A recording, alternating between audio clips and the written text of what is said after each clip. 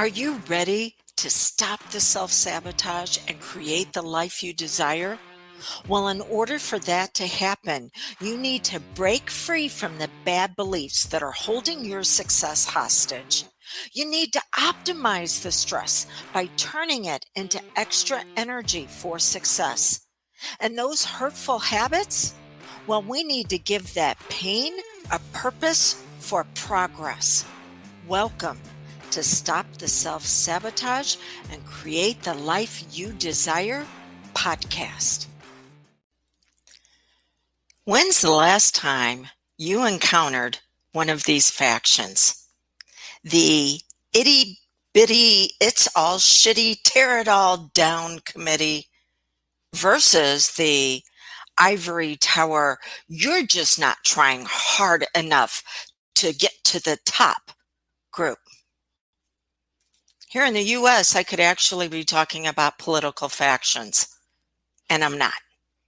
I'm talking about the voices that go on in your head every single day that are tearing you down and tearing you apart because they're either telling you that it's not going to work, you've tried and you failed, you should just give up, or try harder, apply yourself, keep doing more of what doesn't work, which keeps you stuck and struggling.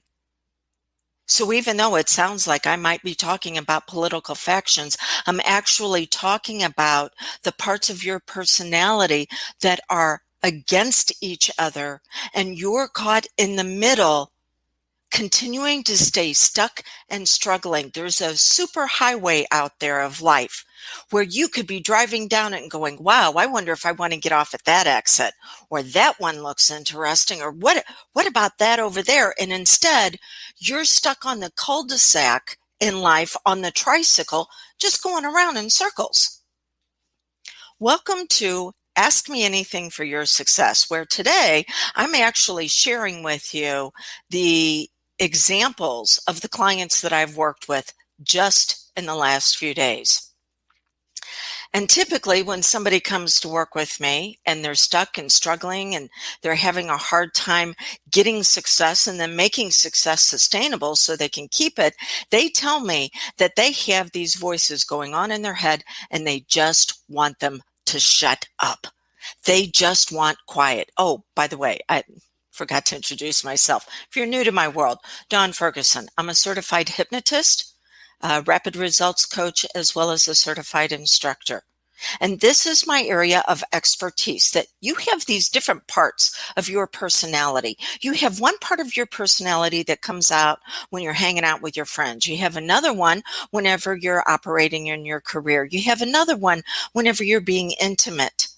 The challenge comes out when these parts of your personality do not have the description on how to pull together to continue you and fuller expression. And instead, they're going off past programming about how it hurts and you weren't helped. And they're using that to continue to seek out people, places, and things that will reinforce that previous programming. Why don't you have what you want? You don't have what you want because of three things. Number one, you were conditioned not to have it. You were conditioned to make life better for others. You were conditioned to make things easier for them. You were conditioned so that's one. Number two is that you have to rely on somebody else to make it okay for you. It's what I call the trauma triangle: victim, bully, hero.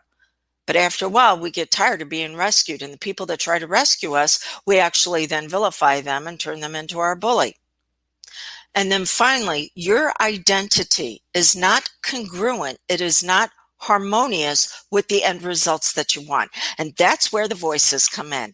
That's where they tell you the itty bitty, shitty, tear it all down committee is designed to tear you down. Why try? It never works. And I want you to understand that these parts of your personality have purpose. They have reason for being. And so this part is trying to protect you. It is trying to protect you from pain. But at what loss? Because you never find out what you're truly capable of achieving, not for others, but for you. Because you've been conditioned that if you're going to go after anything, it's going to be so you can make someone else okay. Instead of taking care of yourself, you need to do it to where it's a benefit for you first. And then it'll be healthy and functional for your family, your friends, your community, all the way to where if you can take it to the highest level, your enemies actually benefit from you being your very best. But you'll never do that when you continue to try to protect yourself from pain. And I'll tell you what we need to do in just a moment to begin to turn that around. Then you have the ivory tower. You're just not trying hard enough. You need to apply yourself. Pull yourself up by your bootstraps group. And this tells you that you have to push through the pain. But at what cost? Because that pain is there to say, we got a problem that we need to deal with. I remember a couple of years ago, whenever I was going through menopause, put on a few pounds, decided to up my workout game, and started feeling some discomfort, but that's okay. I could just push through it until I injured myself in a way that it is something that is going to stay with me the rest of my life. So what do you do with these two parts of you that are at odds and you're caught in the middle, never able to make progress? You need to make friends with them. Say, what? Yeah. So when someone comes to me and they're like, I want to get rid of this voice, I'm like, that's the last thing you want to do. Because inside of that mess is a message that you need to hear. That's how I utilize hypnosis, is that we actually sit around a round table. Everybody has equal say. What is it that needs to be heard to bring you out at your very best? You see, the person who can sit in conflict long enough to sort it all out is the one who makes the world a better place because they're a better person. And yet, what does everybody want to do? They want conflict avoidance. And if conflict shows up, we got to point fingers at somebody else and make them wrong for it. By the way, that is the number one fear, the fear of being wrong, which leads to the dysfunctional need of trying to prove you're always right by pointing fingers at others. And how often do you do it to yourself? So what do we do to begin to turn this around? We have to give pain a purpose. Instead of it protecting you, we need to give it the ability to move you forward and everything being better because you're better. And then what do we do as far as instead of pushing through the pain, we need to plan for the pain. And that is so interesting. Whenever I work with my elite level clients, my longer term clients, and we work on their identity upgrade, their 91-day plan, and they're all excited. Yeah, we're going to move forward, and I'm going to use these painful pieces of my past to propel me into the future. And I've got it now. And I'm like, okay, how are you going to screw it all up? And if it's not you, it's going to be somebody else. So how are you going to plan for it? And they're like, what? No, aren't I supposed to have positive thinking? No, you're not. You're supposed to have progress thinking. Completely different. Positive is rose-colored glasses. I asked some people recently a question about making the world a better place for their enemies. And there were a few people that said, I have no enemies.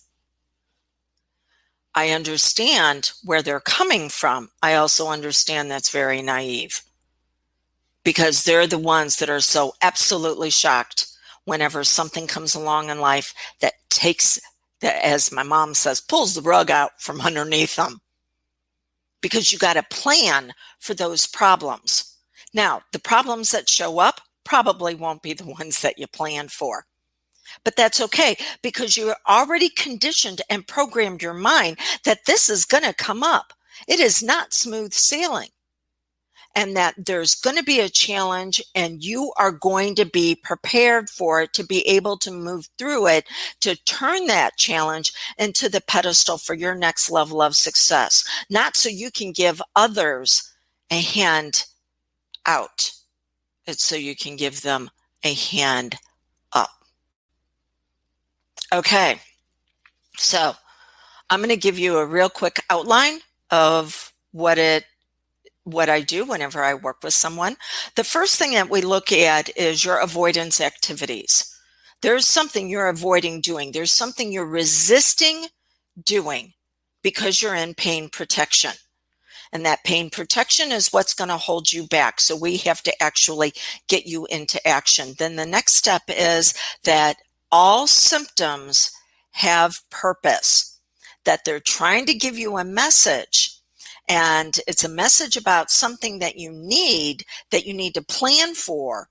Because if you don't plan that you're going to need it, you'll go back to your dysfunctional mode of avoidance, trying to take care of what can only be handled through action. And those symptoms that have positive intent but show up in dysfunctional habits are: this is how I soothe myself. This is how I get to avoid doing things. This is how I get attention. And this is how I get others to take care of me. That need is always going to be there. We need to plan on how you get it met in a healthy way. Then after that, we look at your motivators. Your motivators are what turn you on into action. It's what I call 5 to buy. To buy into any habit or pattern, you're going to have these motivators. They're status, control, autonomy, relationships, and then fairness and justice is the last one. But those motivators right now have been conditioned and programmed for you to make life okay for somebody else. There was something you needed when you were younger, and you didn't get it. And so you made it mean that it couldn't happen for you. But it can.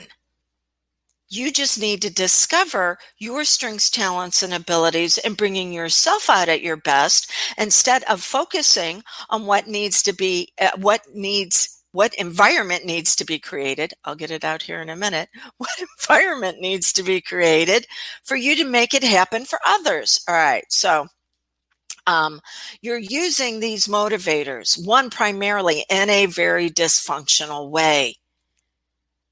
Status. Oh, wow. How am I perceived by others? No, actually, how are you perceiving yourself? Control. How am I controlling others? Hey, here's a tip for you. Victims, if they've been victimized long enough, can get really good at being able to control others in a very dysfunctional way to try to protect themselves. And there may be some of you going, oh, what right do you have to say that? I have every right, because that's the role I played for a couple of decades. Okay, so there's control. You can't control yourself, so you look at control on everybody else.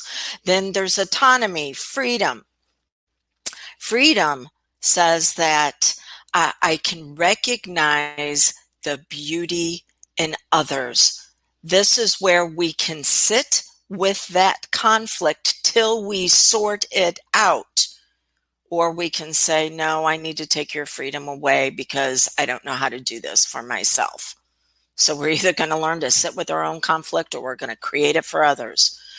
Relationships says, in a dysfunctional way, you'll do more for others than you will for yourself, thinking at some point they're going to see how wonderful you are, and then they're going to throw you the scraps that they have left over. And when you give in this dysfunctional way, you don't attract other givers, you attract takers. And then finally, justice, fairness, and truth. You know, this is the number one predictor of how miserable you can be in life. If you are focused on all the ways that it is not fair. You're right. It's not. We got to plan for it. So instead of being focused on how it's not right, how about focusing on what's the truth? And you can only do that when you make the friends with both sides of your personality. The part that was in protection, but we can actually give it a purpose. The part that wanted you to just push through, now we can have it actually plan. Okay. So those are the motivators that will move you into action, but in a very dysfunctional way. Then after that, we have what do you value? Each one of these builds on the one below it. So what do you value? Now we have what's called the core four. The core four values are certainty, variety, worthiness, and validation. Certainty starts off with you want to make the world a certain type of place. But if you're dependent on other people, places, and things to make you okay, ain't going to last, not sustainable. Got to learn on how to learn to trust yourself through the truth. Ooh, yeah, mentioned that just a minute ago. So quit lying to yourself. Then you have variety. Variety shows up as a healthy value when we have freedom, we have choices, and we allow others to have choices. But if we feel like our choices are taken away, man, will we create a lot of drama. Not everybody is the same. We all have to discover our strengths, talents, and abilities. And when you try to make it an equal playing field and take away all competition for people to bring themselves out at their best because they can compare themselves at who they were yesterday, not necessarily against anybody else. When you take away that competition, it's going to lead to a lot of drama because it's going to come out somehow, some way, where somebody's got to be down and somebody else has got to be up. And you're going to do that internally, first to yourself. And then when you don't allow yourself to compete and be even better than who you were yesterday, then you're going to find another group that you got to hold down for you to feel like you have an edge over them. Just telling you, this is called the human condition. And then then we have worthiness. Now, worthiness can show up in significance. Significance is when you and I come together because we can create more together as a team than we can apart. Or you can get it met, your worthiness, in a very dysfunctional way through importance. Look at me. I have to save you for you to be okay. Ooh. Or look at me. I have to martyr myself for you to be okay. And then finally, validation. What we all want is love. But we've been taught to connect to others through problems instead of progress. So what we really want is love, but we've learned for that validation to hold ourselves back and settle for less than that so no one else feels bad because they don't have what the strengths, talents, and abilities that we have. So we have to start with loving ourselves, and then we can move into being able to take care of others, because we're doing it in a healthy way.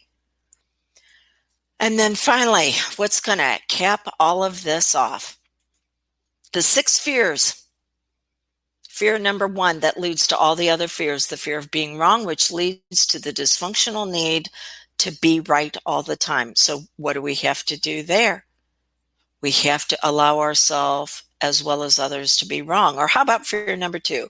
The fear of uncertainty, which leads to the need to be in control, not of ourselves, but of everyone around us.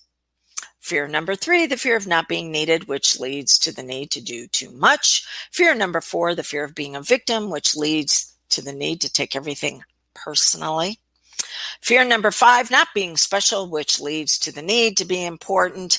And fear number 6, not being liked, so the need to be appreciated and say, oh, look at what I do for everybody, and no one is able to see me. So the idea is to start at the bottom and work your way up. Why do you need assistance with this? Because the original problem of these 2 parts of you pulling you apart was created by somebody else. So working with someone else, not reading about it in a book, not listening to an audio or watching a video, but working with someone else to work you through this system. Wound to wealth. Taking the painful parts of you and turning them around to where the world is better because you're in progress. Okay. So what does it look like if you want to explore this system further? I'll give you a couple of different options. Option number one, let me train you in it. You can go to ischforyou.com. See about the upcoming class I have. By the way, I have a bonus. It's known as Mission, Vision, Purpose, Path. Because right now people are being called to heal these parts of themselves, become friends with these parts of themselves, so then they can be able to do it for others. So Mission, Vision, Purpose, Path is a workshop that I'm putting on. The only way you have access to it is if we've already worked together privately. So you either train with me or you're a private client. You come on as a private client this month, the month of July, you'll get that workshop as a bonus. Okay, so ischforyou.com. Go see what I have going on there. The other option is to have a conversation and see if I'm the right fit for you on this system. You can go to canhypnosishelpyou.com, see what it is that I do there, and then ask for a consultation with me. You can ask for a consultation, but if you don't specify, you will get one of my associates. So ask for a consultation with me and see if I'm the one to take you through this system. Okay. You have protection and you have push through. Are you ready to begin to turn them into having a purpose and having a plan? I'm not asking for me. I'm asking for a friend.